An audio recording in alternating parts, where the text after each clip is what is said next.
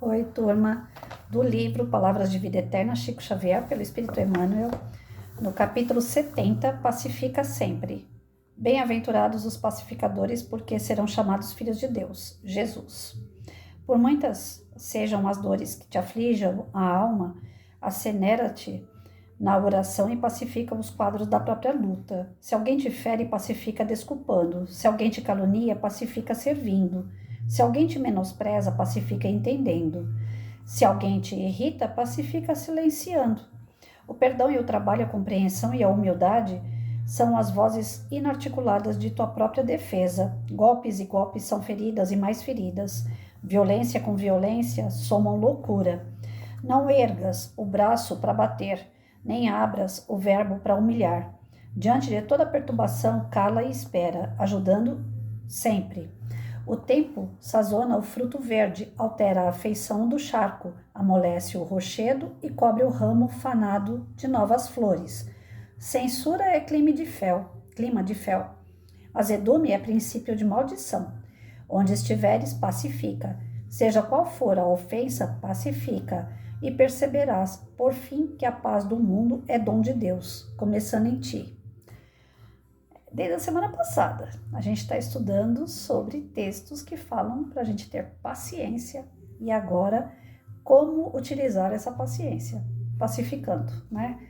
Ontem foi tendo compaixão, né? Compreendendo o outro como ele é, aceitando, deixando ele de ladinho quando não tem, né, jeito da gente conviver, mas sempre abençoando, seja lá quem for e o que estiver fazendo. Né?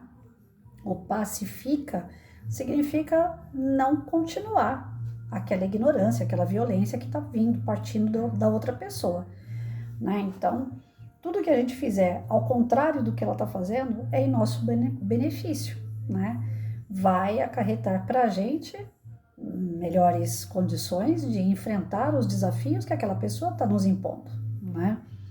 O perdão e o trabalho, ele coloca a gente sempre adiante, né? A pessoa que está ali maldizendo, que está esbravejando, ou que está simplesmente nos isolando, são pessoas perturbadas, né? Então, se elas estão perturbadas, a perturbação é delas, não é nossa. Mesmo que a gente tenha tido ali uma pitadinha, né, de culpa na situação. Mas aí o problema é dela. Ela está escolhendo ficar daquela forma e não a gente. Então nós não temos que dar continuidade àquilo que o outro está fazendo que a gente está vendo que está errado, certo? Então, se alguém menospreza você, entenda, é o que ele tem para dar. Fazer o quê? Né? Se alguém te calunia, fala coisas que você não é, pacifica, continua servindo, deixa a pessoa falar. Né? Eu convivi e convivo com pessoas que ainda acham coisas de mim que não tem nada a ver. E eu não vou ficar convencendo. Não vou chegar lá, não sou assim. Não. Eu continuo. A minha vida, independente da opinião do outro, ela vai seguir. Então, todo tipo de censura, azedume, né, ofensa, perdoe e deixa pra lá. É a pessoa, é ela que tá com aquilo, não é você. Agora, se você se contaminar com aquilo, já são dois que estão. O problema só aumentou, né, gente? É uma questão de bom senso. Eu creio que o pacificar aqui não é você adular a pessoa, não é você servir a pessoa. Não, tem gente que infelizmente não tem como a gente ter uma boa convivência, mas a gente pode diminuir o impacto delas na vida da gente e dos outros, né? Já viu aquela história assim? Você tá às vezes bem, você tá indo trabalhar bem, né? Você tá motivado a fazer alguma coisa boa. Chega lá, ai, você viu, fulana falou isso, isso e isso de você ou do outro. Diz que me diz, né? Aquilo ali, se você pegar e der continuidade, você não tá pacificando nada. Pelo contrário, você tá colocando mais fogo na lenha, né? Então, o ideal escutou? Você tem dois ouvidos, né? Fazer o quê? Então, você escuta, é isso mesmo? Poxa, que chato, né? Mas tá bom, vamos orar pela pessoa. Pronto, você cortou na hora, né? Hoje de manhã, na hora que eu acordei, eu recebi um vídeo de um amigo meu e na hora, assim, foram muitas risadas que eu dei. Eu cheguei a chorar de tanto rir, né? Um padre no trânsito, padre a gente espera o quê? Um cara perfeito na paz, né? Estudou muito para isso. Aí ele tá no trânsito e uma rádio falou assim: olha, senhora, a gente só tem agora para poder fazer uma entrevista com você ao vivo e tal. Ele falou assim: mas eu tô no trânsito, né? Não, não tem problema, é só para ouvir a sua voz, você vai respondendo as perguntas. Ele tá bom, então coloca aí ao vivo e a gente vai respondendo à medida que vocês vão perguntando, né? Então, as perguntas que o radialista fazia para ele ao vivo não condiziam com as respostas que ele queria dar. Ele queria dar uma resposta lá amena, né? Aquela coisa de padre que é para apaziguar, né? Mas ele no trânsito, sendo tirado a sério, né? Porque o trânsito tira toda e qualquer pessoa, por mais pacifista que ela seja, né? Aí ele começou a xingar a mulher da frente, ele xingou o cara do lado e tal. E isso foi saindo, né? Na entrevista dele. E o cara que tava lá ouvindo as respostas falou: meu, cadê o pacifista aí, né? Cadê o padre zen? Ele não tá zen coisa nenhuma. Aí eu fiquei dando risada e pensando, falei: Patrícia, você tá aqui nesse padre aí, ó. Né? Você fala bem, você sabe já as respostas, você sabe como se comportar, mas na hora que vem o teste, aí lá vai você e faz tudo errado, né? Começa a ficar irritada, começa a ficar nervosa, aí já começa a dar resposta atravessada, né? Então a gente brinca com essas situações, mas na verdade é um negócio muito sério, né? Nós sabemos as respostas, porém a gente dá as mesmas respostas erradas nos nossos testes. E Jesus dizia: bem-aventurados os pacificadores e não os atormentados, né? Então a gente está longe ainda de ser esse pacificador. Quando chega o momento da gente pacificar, quando chega o momento da gente apaziguar uma situação, parece que a gente, sei lá, perde o bom senso, perde o norte e começa a falar e fazer um monte de besteira. Que depois você olha para trás e fala: meu Deus, por que que eu fiz isso? Né? Tinha outro meio de resolver, não precisava fazer dessa forma.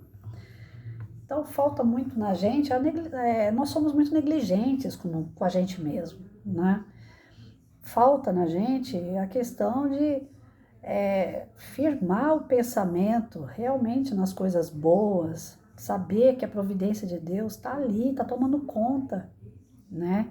E que não vai ficar nada impune. Então, às vezes a gente quer fazer justiça com a própria mão, a gente quer convencer o outro pelo grito. E não é, né? O exemplo arrasta, mas acabei de ler no outro canal, olha só como é que a gente aprende, né? Acabei de ler no Quem Ama Educa, do Isamitiba, a educação que a gente deve dar aos filhos, né? Eu pensava que naquilo que eu fosse fazendo, meu filho vai observar e vai fazer também. O exemplo arrasta, não é isso? Mas o Isamitiba acabou de quebrar minhas pernas ali na leitura que eu fiz. E olha que eu já li esse livro umas 200 mil vezes, viu? Ele é de 2000, no ano 2000. Tem 20 anos que eu faço leitura desse livro. Ah, cadê o exemplar? Ele é do ano 2000, 2000 e pouquinho. Então, eu queria achar aqui pra você, mas não tô achando não. Mas eu acho que é isso, ano 2000, se eu não me engano. Eu já li ele umas 200 vezes. E nunca tinha percebido essa parte, onde fala que você pode arrumar a cama do teu filho 200 mil vezes. Ele não tá aprendendo a arrumar a cama porque você tá fazendo isso. Ele tá vendo a mãe dele arrumar a cama dele. Simples assim. E eu achava que eu arrumando a cama, fazendo as coisas, né? Meu filho tá vendo o que eu tô fazendo e vai seguir o exemplo. O exemplo é importante, não que o Isamitiba não fale do exemplo, ele é muito importante sim. Se você bebe, se você não bebe, se você fuma, tudo isso o seu filho vai levando em conta, né? Mas para você pacificar algo, não basta apenas você dar o exemplo, não, né? E buscar exemplos. Para você pacificar, você tem que agir, né? E o agir, às vezes, não está dentro da nossa educação. Está dentro da nossa construção enquanto ser humano, enquanto espírito que nós somos, né? Então, alguém fala mal de você, poxa, aqui dentro já começa a queimar. Quem é que tá falando mal de mim? Por que que tá falando mal de mim? Eu nem lembro do nome dessa mulher. Por que que ela tá falando no meu nome, né? Então, a gente tem muito disso, contra-atacar, né? E os próprios militares com quem eu convivi sempre falavam assim, o melhor contra-ataque é o desprezo às vezes. Não é você ir lá e mostrar que você tem arma também e tentar ser mais forte do que o outro pela ira. Não, é ignorar. Tem coisas às vezes que você tem que ignorar para poder passar por aquilo e passou. Quando você vê, já foi. Quando a gente é criança, a gente aprende isso, né? Depois a gente esquece com o passar do tempo.